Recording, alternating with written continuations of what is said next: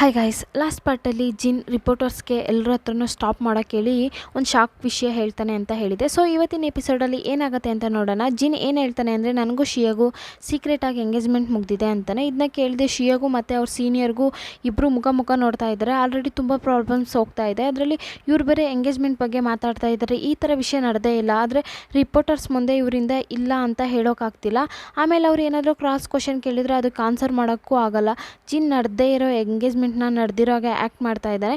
ನಿಮ್ಮೆಲ್ಲರ ಹತ್ರ ನಾವು ಮೊದಲೇ ಹೇಳಬೇಕಿತ್ತು. ಆದರೆ ಏನು ಮಾಡೋದು, ಶಿಯಾ ಒಬ್ಬಳು ಆ್ಯಕ್ಟರ್, ಅದರಿಂದ ಅವಳಿಂದ ಎಂಗೇಜ್ಮೆಂಟ್ ರಿಂಗ್ನೂ ಕೈಯಲ್ಲಿ ಹಾಕೋಕ್ಕಾಗ್ತಿಲ್ಲ. ನೀವು ಯಾರು ಯೋಚನೆ ಮಾಡಬೇಡಿ, ಶಿಯಾ ಅವ್ರ ಹತ್ರ ಇರೋ ಪರ್ಸಲ್ಲೇ ರಿಂಗ್ನ ಸೇಫಾಗಿ ಇಟ್ಕೊಂಡಿದ್ದಾರೆ ಅಂತ ಇವನೇ ಪ್ಲ್ಯಾನ್ ಮಾಡಿ ಇಟ್ಟಿರೋ ರಿಂಗ್ನ ತೆಗೆದು ಶಿಯಾ ಬೆರಳಿಗೆ ಹಾಕ್ತಾನೆ. ಇವರಿಬ್ಬರು ಫೋಸ್ ಕೊಡೋಕ್ಕೂ ರಿಪೋರ್ಟರ್ಸ್ ಎಲ್ಲರೂ ಫೋಟೋಸ್ನ ತೆಗಿತಾ ಇದ್ದಾರೆ. ಎಲ್ಲ ಮುಗಿದ್ಮೇಲೆ ಶಿಯಾಗೂ ಜಿನ್ಗೂ ಒಂದು ಮೀಟಿಂಗ್ ನಡೆಯುತ್ತೆ.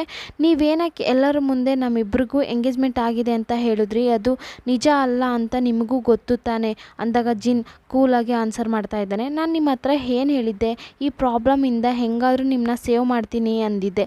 ಇವಾಗ ಅದನ್ನೇ ತಾನೇ ಸೀನಿಯರ್ ಸಹ ಜಿನ್ಗೆ ಅರ್ಥ ಮಾಡ್ಸೋಕೆ ಟ್ರೈ ಮಾಡ್ತಾ ಇದ್ದಾರೆ.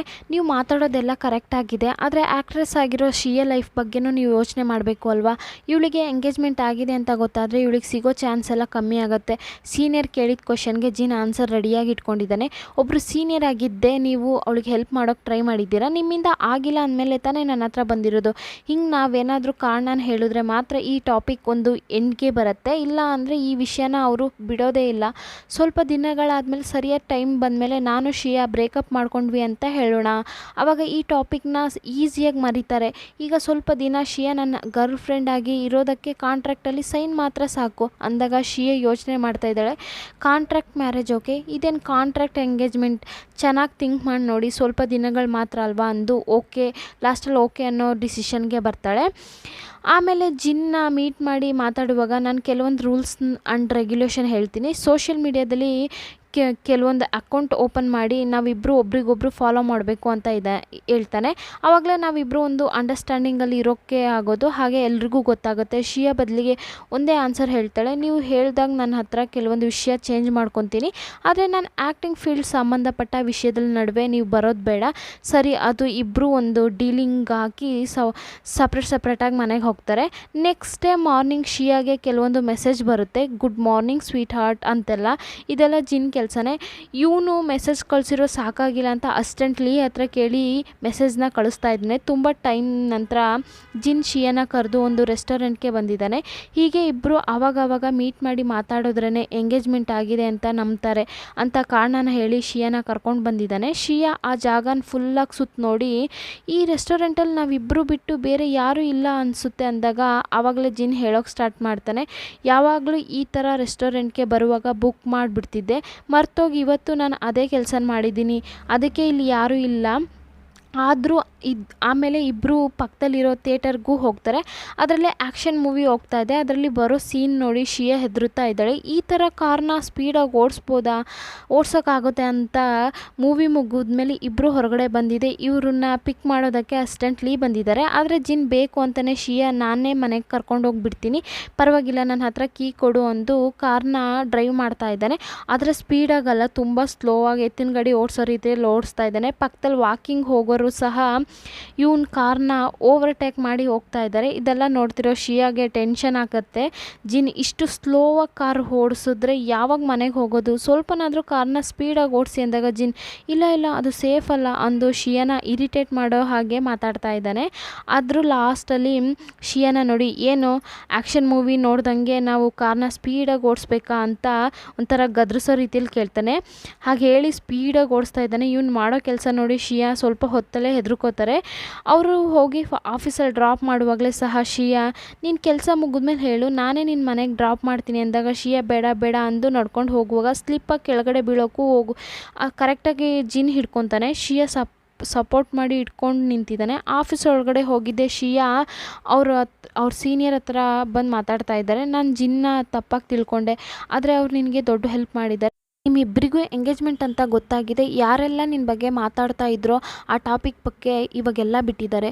ಅದಕ್ಕಿಂತ ಒಂದು ಹ್ಯಾಪಿ ನ್ಯೂಸ್ ಇದೆ. ನಿನಗೆ ಬ್ಲಡ್ ಡಿಸೀಸ್ ಇದೆ ಅಂತ ತುಂಬ ದಿನದಿಂದ ಫೀಲ್ ಮಾಡ್ತಿದ್ದೆ ಅಂತ ನನಗೆ ಗೊತ್ತು. ನಾನು ನಿನ್ನ ಮೆಡಿಕಲ್ ರಿಪೋರ್ಟ್ನೆಲ್ಲ ಚೆಕ್ ಮಾಡಿ ನೋಡಿದೆ. ನಿನಗೆ ಹೆದರಾಗಿ ಏನೂ ಪ್ರಾಬ್ಲಮ್ ಇಲ್ಲ. ಶ್ರೀಯಾಗೆ ತುಂಬ ಒಳ್ಳೆ ನ್ಯೂಸ್ ನಡೆಯೋದ್ರಿಂದ ಅವಳು ಆಫೀಸಲ್ಲೇ ಡ್ಯಾನ್ಸ್ ಮಾಡೋಕ್ಕೆ ಸ್ಟಾರ್ಟ್ ಮಾಡ್ತಾಳೆ. ಕಟ್ ಮಾಡಿದರೆ ನೆಕ್ಸ್ಟ್ ಡೇ ಮಾರ್ನಿಂಗ್ ಶ್ರೀಯಾಗೆ ಎಂಗೇಜ್ಮೆಂಟ್ ಅನ್ನೋ ವಿಷಯ ಎಲ್ಲರಿಗೂ ಗೊತ್ತಾಗಿದೆ. ಇವರು ಆಫೀಸ್ಗೆ ಹುಡ್ಕೊಂಬಂದು ಇಂಟರ್ವ್ಯೂ ಎಲ್ಲ ತೆಗಿಯೋಕ್ಕೆ ಸ್ಟಾರ್ಟ್ ಮಾಡ್ತಾರೆ. ಅದಲ್ಲದೆ ಇದಕ್ಕೂ ಮುಂಚೆ ಯಾರೆಲ್ಲ ಶ್ರೀಯಾನ ತಪ್ಪಾಗಿ ಅದರಲ್ಲೂ ಅವರೆಲ್ಲ ಶ್ರೀಯಾಗೆ ಗ್ರೀಟಿಂಗ್ಸ್ ಎಲ್ಲ ಕಳಿಸ್ತಾ ಇದ್ದಾರೆ. ಎಲ್ಲ ಮುಗಿದ್ಮೇಲೆ ಸೀನಿಯರ್ ಇವಳಿಗೆ ಅರ್ಥ ಆಗೋ ರೀತಿ ಹೇಳ್ತಾ ಇದ್ದಾರೆ. ಇವಾಗ ನಿನಗೆ ಹೇಟರ್ಸ್ ಇಲ್ಲ, ತುಂಬ ಸಪೋರ್ಟರ್ಸ್ ಇದ್ದಾರೆ. ಇದೆಲ್ಲ ಜಿನ್ ಮಾಡಿದ ಹೆಲ್ಪಿಂದ ನಡೆದಿದೆ ಅಂದಾಗ ಶ್ರೀಯಾ ಎಲ್ಲ ಓಕೆನೇ. ಆದರೆ ರಿಯಾಲಿಟಿ ಶೋಗೆ ಇಬ್ಬರೂ ಪೇರಾಗಿ ಬರೋಕ್ಕೆ ಹೇಳಿದ್ದಾರೆ. ಏನಾದರೂ ಕ್ರಾಸ್ ಕ್ವಶನ್ ಕೇಳ್ತೀನಿ ಎಂದು ಜಿನ್ ಬಗ್ಗೆ ನನ್ನ ಹತ್ರ ಏನಾದರೂ ಕೇಳಿದರೆ ನನಗೇನು ಗೊತ್ತಿಲ್ಲ, ನಾನು ತಪ್ಪಾಗಿ ಆನ್ಸರ್ ಮಾಡಿದರೆ ಅವರು ನಾನು ಹೇಳೋ ವಿಷಯದ ಮೇಲೆ ನಂಬಿಕೆನೇ ಇರೋದಿಲ್ಲ. ಇದನ್ನ ಕೇಳಿದ ಸೀನಿಯರ್, ನೀನು ಏನು ಮಾಡ್ತೀಯೋ ಗೊತ್ತಿಲ್ಲ, ಈ ರಿಯಾಲಿಟಿ ಶೋ ಖಂಡಿತ ನಡೀಲೇಬೇಕಾ, ಅದಕ್ಕಾದ ಪೇಮೆಂಟ್ ನಾನು ಇಸ್ಕೊತೀನಿ ಎಂದು ಅಲ್ಲಿಂದ ಹೋಗ್ತಾರೆ. ಚಾಯುನ್ಗೆ ಇಲ್ಲಿ ನಡೀತಿರೋ ಏನು ವಿಷಯನೂ ಗೊತ್ತಿಲ್ಲ. ನೆಟ್ವರ್ಕ್ ಸಿಕ್ಕಿಲ್ಲ, ಅದಲ್ಲದೆ ಶೂಟಿಂಗ್ ಕೆಲಸ ಅಂತ ಬ್ಯುಸಿಯಾಗಿದ್ದಾನೆ. ಹಾಗೆ ಕಟ್ ಮಾಡಿದರೆ ಜಿನ್ನ ಮೀಟ್ ಮಾಡೋದಕ್ಕೆ ಶ್ರೀಯಾ ಹೋಗಿದ್ದಾಳೆ ಜಿನ್ ಆಫೀಸ್ಗೆ. ಆ ರಿಯಾಲಿಟಿ ಶೋ ಅಲ್ಲಿ ಜಿನ್ ಪಾರ್ಟಿಸಿಪೇಟ್ ಮಾಡೋದ್ರ ಬಗ್ಗೆ ಮಾತಾಡ್ಬೋಕೆ ಅಂತ ಜೊತೆಗೆ ಅವ್ರ ಫ್ರೆಂಡ್ ಲಿನ್ನು ಕರ್ಕೊಂಡು ಹೋಗಿ ಮಾತಾಡ್ತಾ ಇದ್ದಾರೆ. ಅಸ್ಟೆಂಟ್ಲಿ ಲಿನ್ ಫೇಸ್ನ ಕ್ಲಿಯರಾಗಿ ನೋಡಿದ್ಮೇಲೆ ಕೆಲವೊಂದು ವಿಷಯ ನೆನಪಿಗೆ ಬರುತ್ತೆ. ಇವರಿಬ್ಬರು ಮೊದಲೇ ಮೀಟ್ ಮಾಡಿ ಮಾತಾಡ್ದಂಗೆ ಅಸ್ಟೆಂಟ್ಲಿಗೆ ಅನ್ನಿಸ್ತಾ ಇದೆ. ಇದು ಅರ್ಥ ಆಗಿದೆ. ಲಿನ್ ನನಗೊಂದು ಮುಖ್ಯವಾದ ಕೆಲಸ ಇದೆ ಎಂದು ಅಲ್ಲಿಂದ ಎಸ್ಕೇಪ್ ಆಗ್ತಾರೆ. ನಾನು ಹೋಗಿ ಎಂಟ್ರೆನ್ಸಲ್ಲಿ ಬಿಟ್ಟು ಬರ್ತೀನಿ ಎಂದು ಅಸ್ಟೆಂಟ್ ಲೀ ಅವಳು ಹಿಂದೆನೇ ಹೋಗ್ತಾರೆ. ಲೀ ಹೋಗಿ ಕರೆಕ್ಟಾಗಿ ಲಿಫ್ಟನ್ನು ತಡೆದು ನಿಲ್ಲಿಸಿ ತುಂಬ ಕ್ವಶನ್ ಕೇಳ್ತಾ ಇದ್ದಾನೆ. ನಾನು ನಿಮ್ಮನ್ನ ಇದಕ್ಕೂ ಮುಂಚೆ ಎಲ್ಲೋ ಮೀಟ್ ಮಾಡಿರೋ ಹಾಗೆ ಅನ್ನಿಸ್ತಾ ಇದೆ. ನಿಮ್ಮ ಫೇಸ್ ಚೆನ್ನಾಗಿ ನೆನಪಿದೆ, ನಮ್ಮಿಬ್ರಿಗೂ ಇದಕ್ಕೂ ಮುಂಚೆ ಯಾವುದಾದ್ರೂ ಕ್ಲಬ್ಬಲ್ಲಿ ಮೀಟ್ ಮಾಡಿದ್ದೀವಾ ಅಂತ ಕೇಳ್ತಾ ಇದ್ದಾನೆ. ಆದರೆ ಅಷ್ಟರಲ್ಲಿ ಲಿಫ್ಟ್ ಡೋರ್ ಕ್ಲೋಸ್ ಆಗುತ್ತೆ. ಲಿನ್ನು ಅಲ್ಲಿಂದ ಎಸ್ಕೇಪ್ ಆಗ್ತಾರೆ. ನಡೆಯೋ ಆ ರಿಯಾಲಿಟಿ ಶೋ ಬಗ್ಗೆ ಜಿನ್ಗೆ ಶ್ರೀಯಾ ಎಲ್ಲ ಫುಲ್ಲಾಗಿ ಅರ್ಥ ಮಾಡಿಸ್ತಾಳೆ. ಜಿನ್ನು ಎಲ್ಲ ಕೇಳಿದ್ಮೇಲೆ ನನಗೇನು ಪ್ರಾಬ್ಲಮ್ ಇಲ್ಲ, ನಾನು ಸೇರ್ತೀನಿ, ಆದರೆ ನಾವಿಬ್ಬರು ಹೇಳೋ ಆನ್ಸರ್ ಒಂದೇ ಥರ ಇರಬೇಕು, ಅದಕ್ಕೆ ನನ್ನ ಹತ್ರ ಒಂದು ಒಳ್ಳೆ ಐಡಿಯಾ ಇದೆ ಎಂದು ಮನೆ ಕರ್ಕೊಂಡು ಹೋಗಿ ಒಂದು ಸ್ಕ್ರಿಪ್ಟ್ನ ಕೊಡ್ತಾ ಇದ್ದಾನೆ. ನಾವು ಹೆಂಗೆ ಯಾವ ಜಾಗದಲ್ಲಿ ಮೀಟ್ ಮಾಡಿದ್ವಿ ಅಂತ ಯಾರಾದರೂ ಕೇಳಿದ್ರೆ ಇದರಲ್ಲಿ ಇರೋದನ್ನ ಹಾಗೆ ಹೇಳಿಬಿಡು ಅಂತ ಹೇಳಿ ಜಿನ್ 5 ನಿಮಿಷದಲ್ಲಿ ಒಂದು ರೊಮ್ಯಾಂಟಿಕ್ ಸ್ಕ್ರಿಪ್ಟ್ನ ರೆಡಿ ಮಾಡಿದ್ದಾನೆ. ಶ್ರೀಯಾ ಹಾಗೆ ಫಸ್ಟ್ ಟೈಮ್ ಮೀಟ್ ಮಾಡಿದ್ರು. ಅವರು ಸ್ಲಿಪ್ಪಾಗಿ ಬೀಳುವಾಗ ಕಿಸ್ ಮಾಡೋ ರೀತಿ ಇರೋ ಸ್ಟೋರಿನ ಓದಿ ನೋಡಿ ಶ್ರೀಯಾ ಡೈರೆಕ್ಟಾಗಿ ಹೇಳ್ತಾರೆ, ಇದು ಏನು ಹಳೆ ಸ್ಕ್ರಿಪ್ಟ್ ಥರ ಇದೆ, ನಾನು ನಿಮ್ಮ ಹತ್ರ ಒಂದು ಒಳ್ಳೆ ಸ್ಟೋರಿ ಹೇಳ್ತೀನಿ. ನಾವಿಬ್ಬರು ಹೆಂಗೆ ಮೀಟ್ ಮಾಡಿದ್ವಿ ಅಂತ, ನಾವಿಬ್ಬರು ಒಂದು ಸ್ಪೆಷಲ್ ಈವೆಂಟಲ್ಲಿ ಮೀಟ್ ಮಾಡಿದ್ವಿ.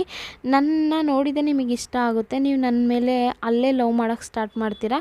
ಶ್ರೀಯಾ ಹೇಳೋದು ಕೇಳಿ ಜಿನ್, ಇದು ನಿನ್ನ ಹೇಳೋ ಹೊಸ ಸ್ಟೋರಿ ಸರಿ, ಏನೋ ಒಂದು ನಿನಗೆ ಈ ವಿಷಯ ಇಷ್ಟ ಆಗಿದೆ ಅಂದರೆ ಇದನ್ನೇ ಮೇಂಟೈನ್ ಮಾಡೋಣ.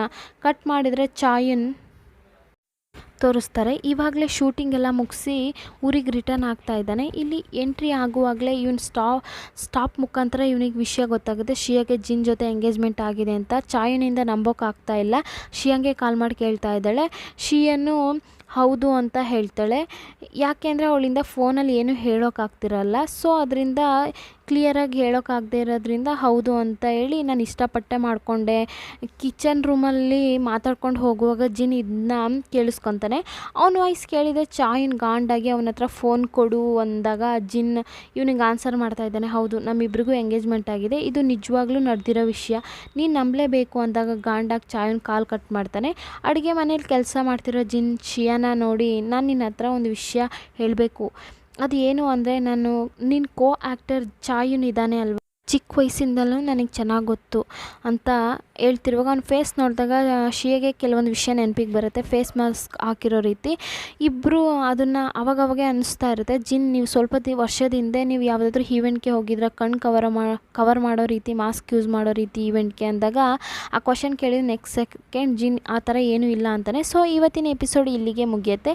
ಇಷ್ಟ ಆದರೆ ಲೈಕ್ ಮಾಡಿ, ಕಮೆಂಟ್ ಮಾಡಿ, ಹಾಗೆ ಮರಿದೇ ನನ್ನ ಚಾನಲ್ನ ಸಬ್ಸ್ಕ್ರೈಬ್ ಮಾಡಿ ಪ್ಲೀಸ್. ವಿಡಿಯೋ ನೋಡ್ತಿದ್ದೀರಾ, ಸಬ್ಸ್ಕ್ರೈಬ್ ಮಾಡಿ. Thank you.